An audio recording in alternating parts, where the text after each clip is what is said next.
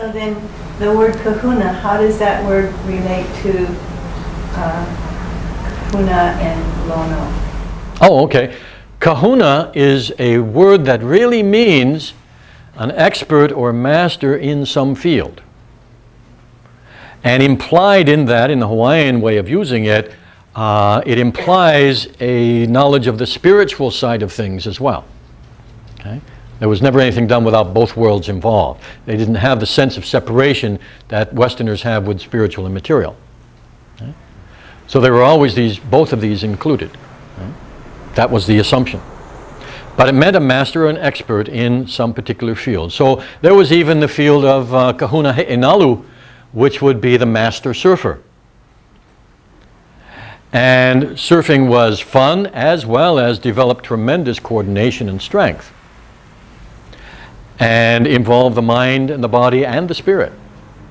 The master surfer then would also be able to speak to the spirits of the waves and the weather and the trees to get the best board.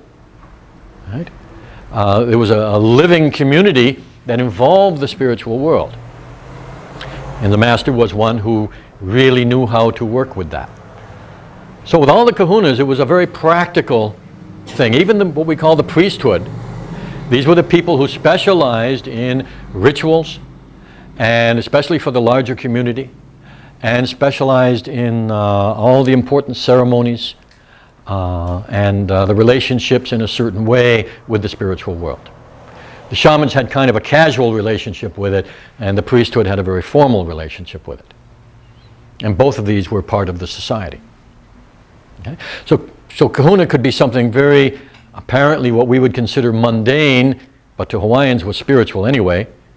Masonry, fishing, navigation. There were kahunas in all of these areas, right? As well as the ones that we're more or less more familiar with. So that's all that that word means. Coming from a root that basically means to take care of, one who takes care of. Kahu and na.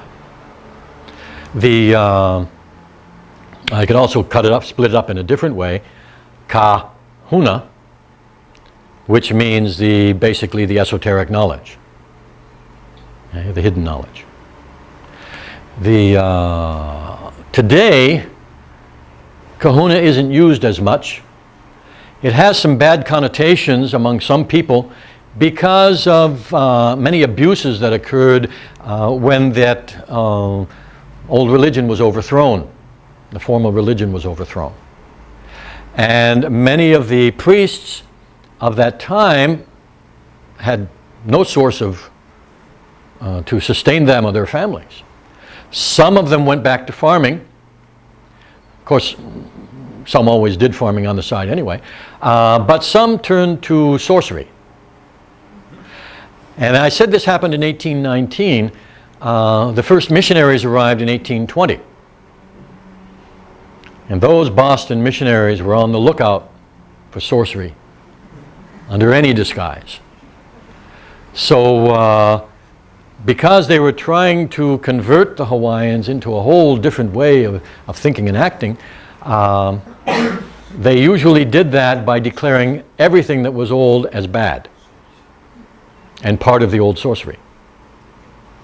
And so the word kahuna then among many people became a word for a sorcerer.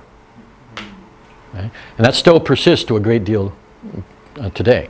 So many people who might have been called kahuna in the old days are using more neutral terms of kahu, kupuna, which really means elder, or kumu, which means teacher.